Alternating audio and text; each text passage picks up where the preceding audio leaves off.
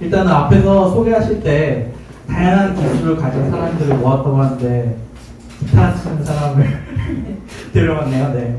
일단 간단한 인사드립니다. 네. 오늘 기타 치다가 스위프트 개발자가 된 이야기를 맡은 기코드라고 합니다. 처음 이 이야기를 해달라고 요청을 받았을 때가 올해 3월이었거든요. 네, 근데 과연 이 이야기를 사람들이 궁금해한다고요? 라는 말을 드렸는데요. 그럼에도 많이 궁금해하고 있습니다. 기코드 아직 시작도 안 했는데 그래서 이번에 제가 마음의 준비가 됐습니다 라고 했을 때 흔쾌히 저를 첫 번째 순서로 넣어주셨고 물론 저도 이제 오늘 이 주제에 있어서 약간은 다르지만 이 앞에서 약간의 아이스 브레이킹 한다는 생각으로 이 세션을 들어주셨으면 좋겠습니다. 네. 오늘 이 발표의 방향성은 제가 음악 생활을 15년 정도를 했는데요. 그리고 그러다가 어떻게 개발자가 됐는지, 또 개발자를 늦게 시작했는데 어떻게 해서 어떤 노력을 해서 이제 지금 이렇게 진행하고 있는지에 대한 얘기를 하려고 합니다. 네.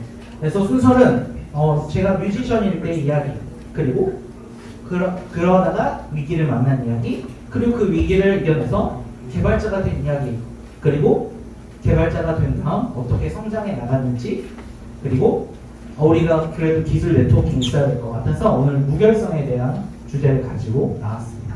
네. 자, 그러면 간단하게 스피커 소개를 해볼 건데요. 제 이름은 보면 방현석이고요. 기코드라는 이름으로 활동을 하고 있습니다. 그리고 2년차 iOS 개발자고요. 대포 경험은 이런 아이콘들을 보여드릴게요.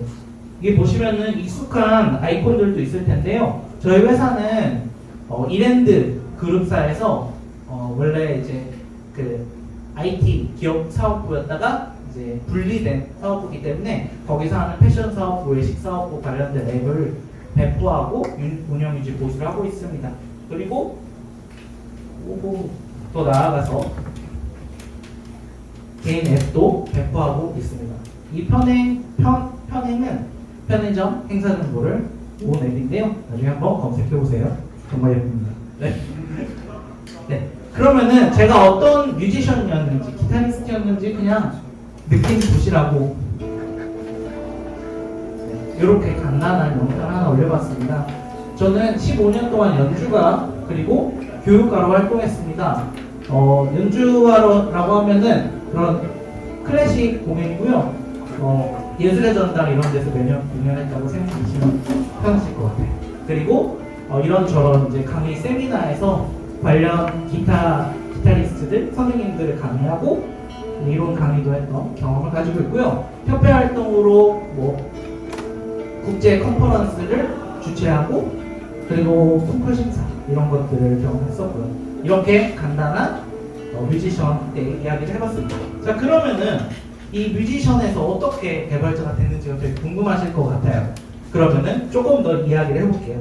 한국에서 학사를 마치고요. 저는 좀 더 스페셜리스트나 뮤지션이 되기 위해 프랑스로 유학을 갔습니다. 그리고 뮤지션의 최종적인 목표는 사실 교육가였어요. 왜 그러냐면 저는 음악에 푹 빠져서 공부를 했기 때문에 나를 이렇게 푹 빠질 수 있게 행복하게 해줄 수 있는 거 결국 교육이었구나. 그래서 나는 정말 좋은 교육을 하고 싶다 라는 걸 생각하고 좋은 교육자가 되기 위해서는 좋은 연주자가 우선 되는 연습을 해봐야겠다. 그런 거죠. 그래서 좋은 연주자가 되기 위해 먼저 프랑스로 갔고 거기서 어떻게 교육하는지를 보고 공부했습니다. 그리고 돌아와서 귀국해서 많은 곳에서 교육을 했고요. 그리고 학원을 차렸습니다. 네, 학원 차렸어요. 크게 차렸어요. 학원 잘 됐을까요? 안 됐을까요? 됐어요. 잘 됐어요. 와. 2년차 잘 됐을까요? 안 됐을까요? 됐어요. 잘 됐어요. 3년차 더 잘 됐습니다. 4년차는 더 잘 됐어요. 자, 근데 이렇게 말하면 위기가 찾아왔겠죠. 사실 저는 그동안의 경험, 그 당시에는 아마 한 8, 9년 정도의 경력이었을 거예요. 그렇게 가르친 경력만 있고 사실 사업을 시작했던 거죠. 그러면서 이 불경기에 대한 그런 건 없었어요. 저는 가르칠 줄만 알았지. 결국 그 기술만 할 줄 알았지. 저는 사업을 운영하는 데는 경험이 없었던 거예요. 그 불경기가 왔을 때 사실 예체능 부분은 바로 1순위죠. 그래가지고 저는 그때 바로 수입이 나락으로 떨어지는 그런 경험을 했고요. 또 황금 연휴가 있었어요. 이 황금 연휴가 왜 위기냐면요. 옛날에 막 그 기억나세요? 황금 연휴 막 9일 이런 거 있었잖아요. 기억이 나시나요? 이게 사실 일반인들에게 굉장히 좋은데 자영업자라는 입장에서는 이거를 일반인들이 쉬잖아요. 그럼 여기를 안 와요. 그럼 일단 매출이 없죠. 그러면은 그때 나는 뭐예요? 나도 연휴니까 써요, 돈을. 그럼 일단 저도 쓰죠. 근데 저는 학원을 운영했어요. 그러면은 그 기간 동안에 안 와요. 그러면은 앞뒤로 학원이니까 또 빠지는 사람들이 생겨요. 앞뒤로 빠지면은 또 전달, 뒷달 수입에 차질이 생겨요. 그럼 결국은 수입은 한 3, 4달 정도가 돼요. 수입이 그 3, 4달에 손해가 생깁니다. 그렇게 한번 휘청하는 겁니다. 그리고 마지막으로 가장 큰 사람과의 경험이 저는 가장 타격을 입었어요. 그리고 저는 그때 운영에 대해서는 조금 부족했다고 했잖아요. 이때 사람과의 그 관계에서 또 사람을 보통 이제 고용한다고 하죠. 그런 걸 운영하면서 이게 사업을 확장하면서 이렇게 하면 안 되는구나. 몇 천만 원?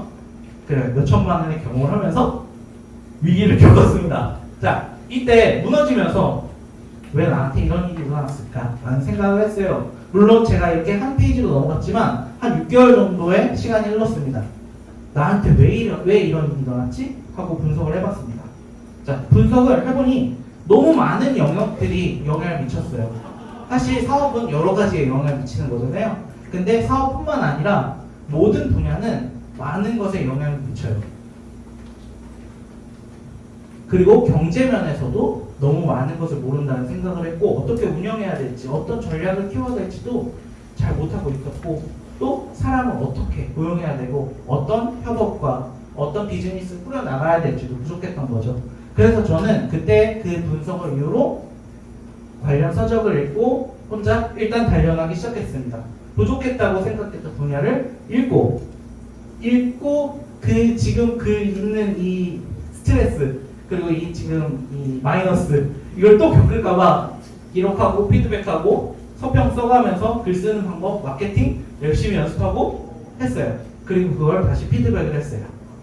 그리고 결코 더 이상 또 실패하지 않기 위해 하찮은 습관을 곁들이기 시작했습니다. 이게 뭐냐면 결코 실패하지 않을 전략을 만들기 위해서 저를 스스로 조금씩 강하게 만들기 위해서였어요. 여기 하찮은 습관이라고 하면은 사실 그동안 그냥 일만 하기 바빴거든요. 그냥 이런 일을 해야 돼서 일을 했고 스스로 다른 자기 개발을 뭔가를 노력하려고 한다기보다는 일단 굴러가게 만들려고 했던 거죠. 그래서 다른 걸 할 이유가 없었고 결과도 없었어요. 근데 이 하찮은 습관은 그냥 단순하게 그거예요. 운동을 하러 가야 되는데 운동을 못해. 많은 이유가 있죠. 핑계가 있고 그런데 그냥 일단 나가자가 목표인 거예요. 이게 제가 말하는 하찮은 습관의 정의입니다. 일단 나가는 거를 한 30일 동안 했다. 그럼 일단 나가서 10분 뛰자가 이제 그 다음 목표가 되는 거죠. 이렇게 하찮은 습관을 업그레이드하는 걸 연습을 했던 겁니다. 그래서 이렇게 습관을 만들고 시간을 다루는 법을 익히기 시작합니다. 그리고 그 시간을 양적으로, 질적으로 평가했습니다. 어떻게 했냐면요. 일단은 무슨 일이 있었는지 다 적었어요. 그냥 이런 게 최고다 라고 생각했거든요. 무슨 일이 있었는지 다 적었더니 내가 유튜브도 꽤 많이 보는구나. 내가 딴짓을 많이 하는구나. 이런 생각을 하게 됐어요. 이렇게 하니까 내가 대체 뭔 짓을 하고 다니는지를 알게 되는 거죠. 그렇게 좀 더 자세히 해보고 싶어서 엑셀도 만들어 봤어요. 이렇게 수치화할 수가 있구나. 내 하루를. 그렇게 하다 보니 욕심이 나네요. 네. 생각보다 한번 템플릿을 만들어 보니까 그래프도 쉽게 만들어지더라고요. 그렇게 피드백을 하고 나 자신을 갖고 나가기 시작했습니다. 이거는 그냥 그 하루의 성장인데요. 내가 이런 하찮은 습관을 키워가고 있고 내가 뭔가를 하고 있고 성장하고 있구나라는 거를 눈에 보이지 않는 그 성장을 계속해서 눈에 보이기 위해 노력했어요. 왜냐하면은 또 이런 위기가 왔을 때 내가 뭘 해야 될지에 대한 그런 제 자신의 그 고민의 결과였던 거죠. 그 다음 더 큰 위기가 왔습니다. 지난 위기가 왔고 그렇게 몇 년을 지나고 더 큰 위기가 왔어요. 우리 다 같이 경험했던 코로나예요. 그 코로나가 왔을 때 이미 저는 지난 위기에서 많이 회복했었어요. 그때 코로나가 왔을 때 그러면 어떻게 됐을까요? 학원.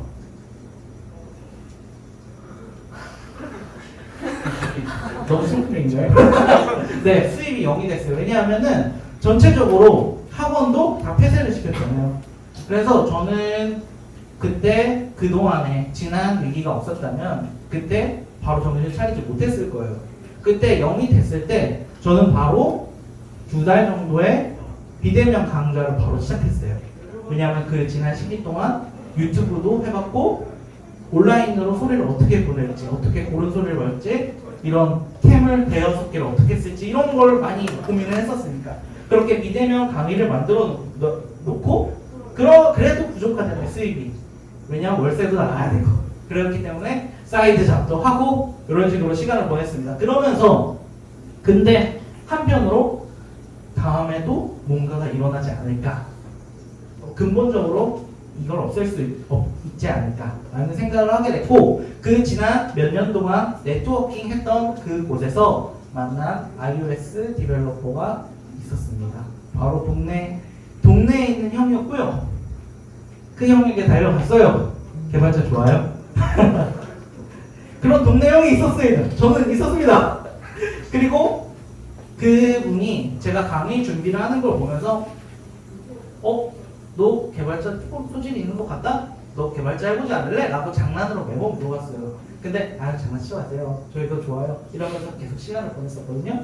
근데 그렇게 진지하게 고민을 하고 달려갔을 때 일단 엑스코드 깔아봐 라고 전화하고 말했어요. 만나지 않았어요, 실제로. 네. 그래서 일단 맥북이 있어야 되냐, iOS 개발자는. 하지만 저는 음악을 했기 때문에 맥북이 있었습니다. 맥북도 있었어요. 개발을 하는 동네 형도 있었어요. 네.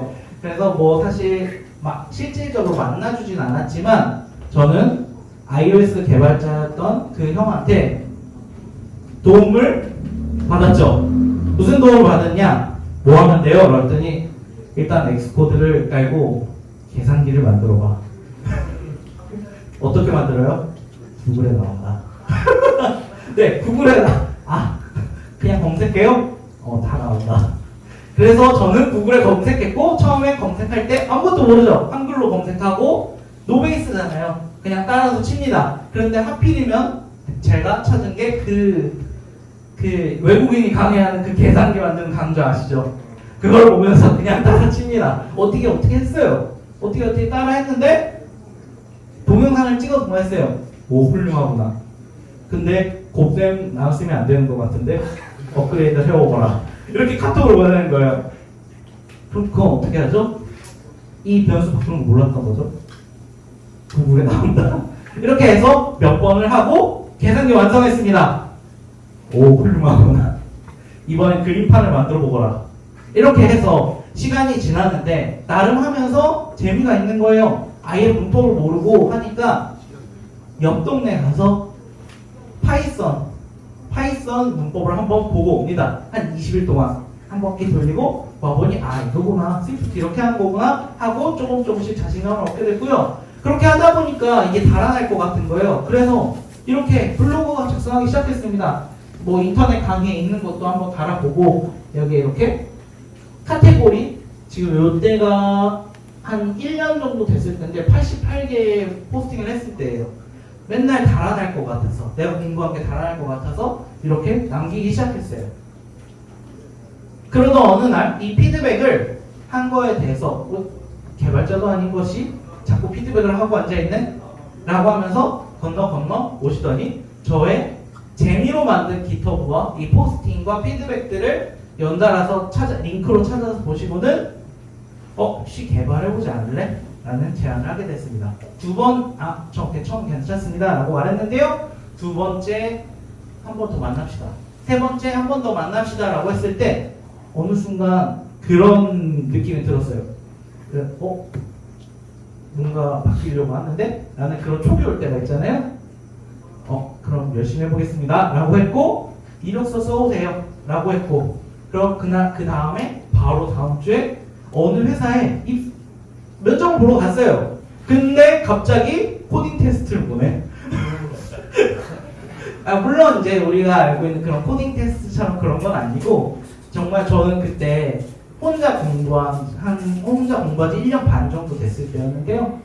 그렇게 그 정도 안에서 푸는 그런 문제였어요. 그래서 그런 코딩 테스트도 아닌 그런 손 뭐라 그래? 네, 손 코딩 그런 거를 경험하고 기술 면접도 왔습니다. 심지어 그렇게 해서 입사의 기회를 얻었고 개발자를 시작하게 됐습니다. 그래서 사실 지금까지는 이런 약간의 그 궁금증을 이제 해소해 드렸고요. 그러면은 지금부터는 남들보다 늦게 시작했기 때문에 빠르게 성장하기 위해서 뭘 했는지를 바로 말씀드려 보겠습니다. 제가 지금 앞에서 피드백하고 막 이랬잖아요. 사실 이런 거는 제 경험에 기인한 거기 때문에 제가 또 많은 이제 강의를 하다 보니까 이렇게 하면 되겠구나라는 그런 경험을 가지고 만들었던 그런 방법이었었거든요. 그래서 개발자로 성장하기 위해서 어떻게 해야 될까? 저의 모든 일단 넘어갔으니까 저의 모든 경력을 총동원해서 어떻게 해야 되지? 라는 생각을 하게 됐습니다. 교육자 마인드로 생각해보고 협회에서 많은 정말 좋은 사람들 많이 만났을 거 아니에요. 사실 저한테 있는 건 그런 거밖에 없었어요. 유명한 사람은 이런 말을 하는구나. 근데 그 사람들이랑 공통적으로 말하는 게 결국 기본이었어. 그래서 저는 개발자들이 한 인터뷰들을 막 찾아보기 시작했어요. 그러면은 유명한 개발자들, 실력 있는 개발자가 누군지 모르겠지만 일단은 검색해보고 개발자들은 뭘 하면 되는지 좋은 습관은 뭔지 찾았고 결국 옛말에 틀린 거 없고 기본이 충실하구나 라는 생각을 하게 됐고 그것이 제가 갖고 있던 경력에서 음악과의 공통점이라는 걸 생각했습니다. 그래서 좀 로드맵을 짜기 시작했어요. 보통 우리가 이거 하면 좋대, 저거 하면 좋대 라는 이제 그 생각을 하고 찾아다니잖아요. 이거 좋다더라, 이 강의 좋대 하고 이거 하면 좋지 않을까? 이미 다른 걸 하고 있으면서 저거 오면은 귀가 막 팔랑팔랑 거리면서 하고 싶어져요. 난 괜찮아 하면서 저거 결제하고 싶어서 난리가 나잖아요. 그런데 사실 저는 자료 조사를 하는데 굉장히 많은 시간을 들였어요. 충분하게 한 몇 주 동안 자료 조사를 하고 이거를 실천해보고 맛보기도 해보고 커리큘럼을 CS 같은 거를 총 진짜 한 20개의 대학교 학과 과정을 둘러보고 이런 걸 공부하는구나. 그럼 나는 일단 회사에서 일하려면 이거를 찾아봐야겠다 하고 쫙 짜놓고 공부하기 시작했습니다. 물론 겉핥기겠죠. 빠르게 공부를 해야 되니까. 그러면서 매주 이거를 체크하고 2주에 한 번씩 이 로드맵을 내가 잘하고 있는 건지 이게 지금 맞는 건지 체크하고 갱신하기 시작했어요. 가장 최근에 인상 깊었던 거는 리히로가 만들었던 이거를 공부하면 이 앱을 만들 수 있어요 라는 그런 거 보신 적 있으세요? 그거 굉장히 인상 깊었어요. 한번 다음에 공유해 주세요. 네. 아무튼 저는 어느 정도 수준이 올랐을 때 그걸 봤는데요. 이거 내가 지금까지 요거 했던 거 가지고 요렇게 요거 해가지고 이렇게 내가 지금 나 스스로에게 미션을 주면 되겠구나 라는 방법으로 제 로드맵을 갱신했습니다. 그리고 그거를 숨쉬듯이 피드백했고요. T를 작성해가면서 그걸 계속 기록을 남겼습니다. 그리고 플랜 B 전략을 만들었고 슬럼프를 극복하기 위해 대비하기 위해 썼습니다. 사실 플랜 B 전략은 뭐냐면요. 아까 말했던 그 하찮은 습관이라고 했죠. 우리 개발을 하면서도 하찮은 습관을 만들 수 있어요. 개발을 위한. 그래서 진짜 하기 싫어도 이것만큼은 하자. 물론 그래서는 안 되겠지만 잔디 하나라도 씹자.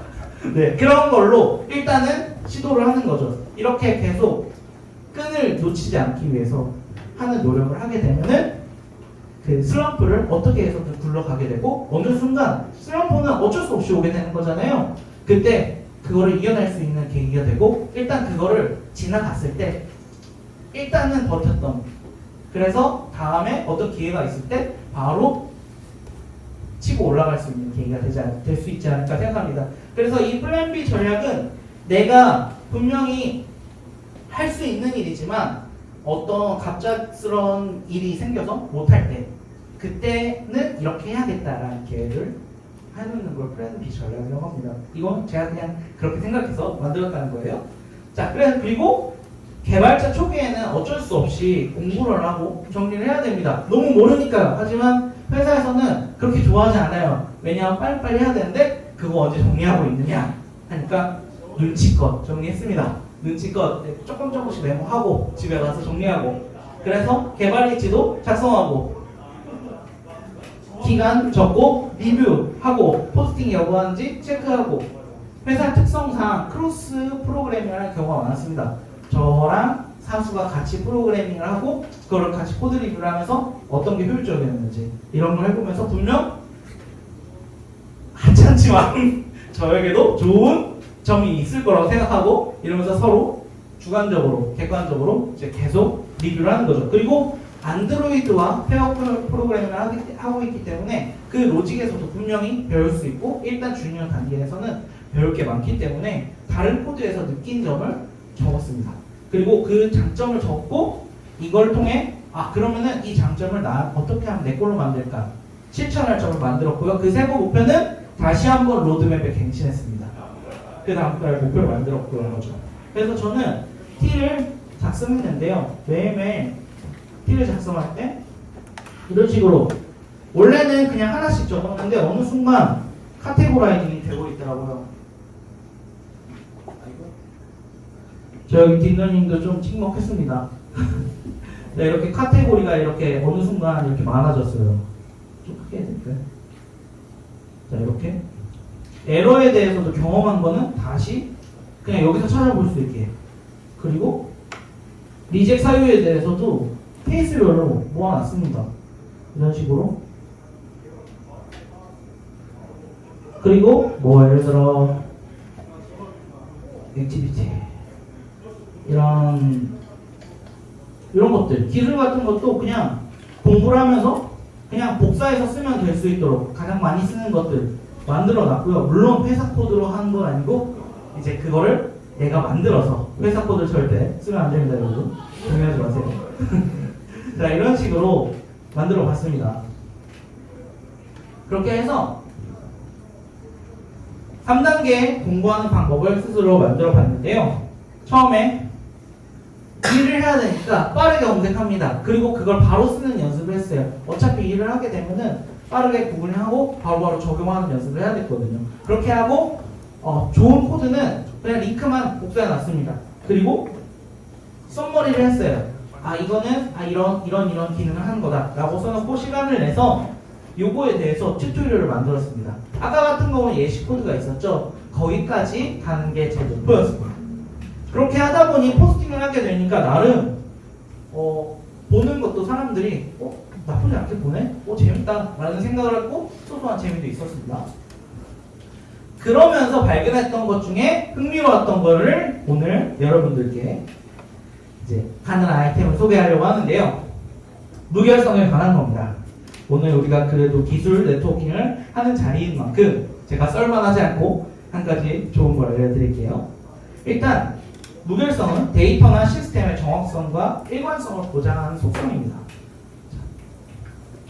그래서 정확성과 안정성, 일관성을 앱에서는 어떻게 해야 될까요? 앱에서 어떻게 불변의 정보를 넣을까요? 라는 생각을 하게 됐어요. 이때 애플에서 제공하는 것이 디바이스 체크 API라는 건데요. 생각보다 자료가 없더라고요. 일본, 중국 막 왔다 갔다 했어요. 생각보다 구현하는 게 힘들었어요. 보통 정보는 우리가 기기에 넣었을 때 지우면 사라지게 되잖아요. 하지만 이 디바이스 체크 API를 사용하면요, 앱을 다시 설치해도 불변하는 정보를 얻을 수가 있습니다. 어떻게 하느냐? 불변하는 두 개의 비트를 이용한 정보를 체크해요. 두 개의 값을 넣는데요. 불타입 0, 1 이거를 두 개를 넣는 거예요. 0이나 1의 값을. 그래서 상태값이 00이거나 10이거나 01이거나 11이거나 이 상태값을 가지게 되는데요. 이 상태값에 내가 확인하려는 어떠한 상태를 정해놓는 거예요. 이걸 특별히 상태값에 대한 타입을 넣는 게 아니라 그냥 10, 01 이 값만 넣는 거예요. 그래서 내가 이 프로젝트에서 무료 서비스를 이용했는지 여부를 넣는다. 예를 들어 유료 유료로 하는 서비스를 트라이얼로 한번 해본다. 그런데 이 앱을 지웠다가 다시 깔면은 다시 되면 이상하잖아요. 그래서 이 무료 서비스를 이용하게 되면 통신에서 1, 0이 나오면 얘는 했다. 이렇게 체크하는 거죠. 이거는 앱을 지웠다 깔아도 1, 0이 나오는 겁니다. 그리고 블랙리스트 벤 처리를 할 수가 있어요. 그리고 회원가입을 여기서 뭐 3번 이상 했을 경우 뭐 맞겠다. 몇 번까지는 회원가입하겠다. 이런 식으로 뭔가를 사용할 수가 있습니다. 이거에 대한 플로우를 한번 보여드릴게요. 먼저 앱에서 장치 식별을 위한 토큰을 생성하고요. 토큰 정보를 호스트 방식으로 서버로 전송합니다. 가운데가 서버예요. 그리고 이 서버에서 JWT를 생성해서 포스트 형식으로 또 애플 서버로 전달하게 되고요. 애플 서버에서 이제 2개의 비트 값을 전송합니다. 그러면은 여기서 이제 서버에서 혹은 앱에서 이걸 가지고 어떻게 사용할지를 결정하는 거예요. 여기까지가 이 디바이스 체크의 그 플로우입니다. 자, 한번 그러면 보여드릴게요.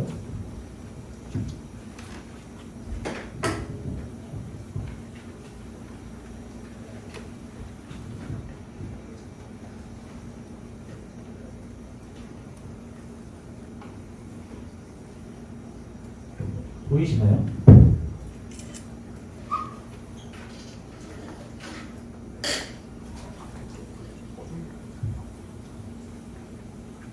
자, 일단은 앱을 한번 빌드했는데요. 이런 식으로 예제를 한번 만들어 놨습니다. 자, 여기 보시면은 지금 이쪽 잘 보이시나요? 여기 안 보이죠? 여기에는 토글이 있어요. 이런 식으로 토글이 2개가 있고요. 위에 게 0번 토글, 이게 1번 토글이에요. 그래가지고 이게 켜져 있으면 1, 꺼져 있으면 0 이런 식으로 제가 예제를 만들어 봤습니다. 그리고 3가지의 이 디바이스 체크는 상태가 있는데 밸리데이트는 이 서비스로 가능한지 체크하는 거고요. 쿼리는 이 서비스에 등록이 되어 있는지 여부를 확인하고 요거는 이 값을 서버로 전송하는 역할을 합니다. 그래서 이 3개를 해보는데 사실상 제가 테스트를 해보니까 쿼리가 되는 거면 그냥 되는 거기 때문에 요거는 굳이 쓸 필요가 없더라고요. 그래서 제가 일단은 작업을 해놨는데 제가 값이 없으면은 MT가 나오거든요. 근데 제가 이 폰을 일부러 지금까지 빌드를 한 번도 안 하고 이 업데이트를 한 번도 안 했는데 갑자기 오늘 아침에 잠깐 헷갈려가지고 왜 값이 안 나오지? 한번 업데이트를 해볼까? 했더니 등록이 되는 거예요. 그래서 제가 순수하게 값이 안 들어가 있는 상태 값은 제가 보여드릴 수가 없게 됐고요. 자, 그러면은 상태가 어떻게 들어가는지 한번 보여드리겠습니다. 자, 제가 일단은 바꿀 때마다 보이세요 밑에? 이렇게 리절트를 하나씩 해놨고요. 비트 1이 폴스이고 비트 2가 true다. 이런 식으로 세팅을 해놨습니다.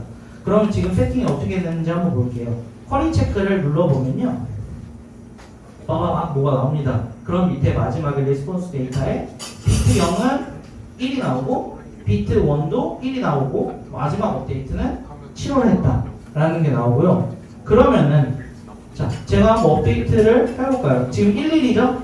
그러면은 지금 상태 값은 지금 10, 00으로 할까요? 헷갈리지 않게? 00으로 해서 업데이트를 해볼게요.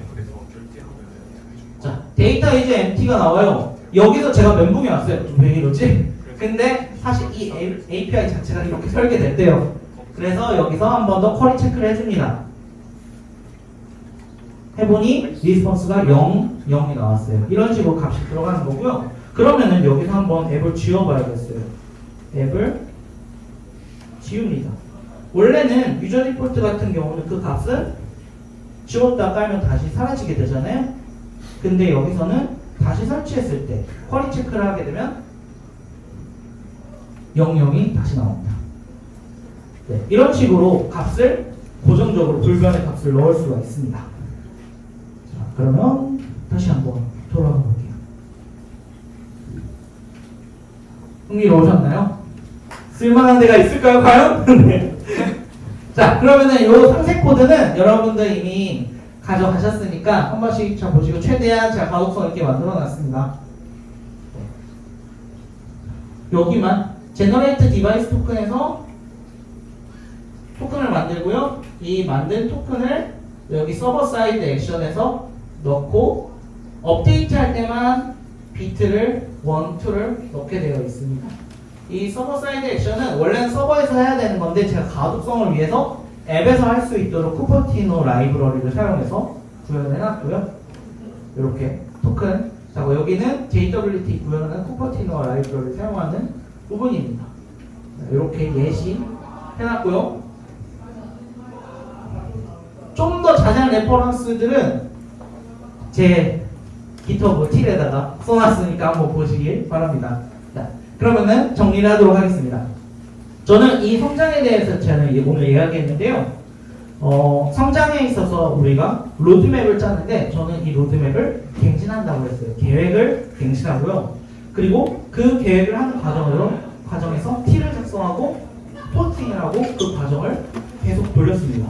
그리고 그거를 피드백해서 그 결과를 체크했고요. 그리고 그걸 반복했어요. 그러면서 저 자신을 계속 성장하는 거를 어떻게 해서든지 눈에 보이도록 만들고 결과물로 내가 성장하고 있구나 라는 거를 느끼게 만든 것입니다.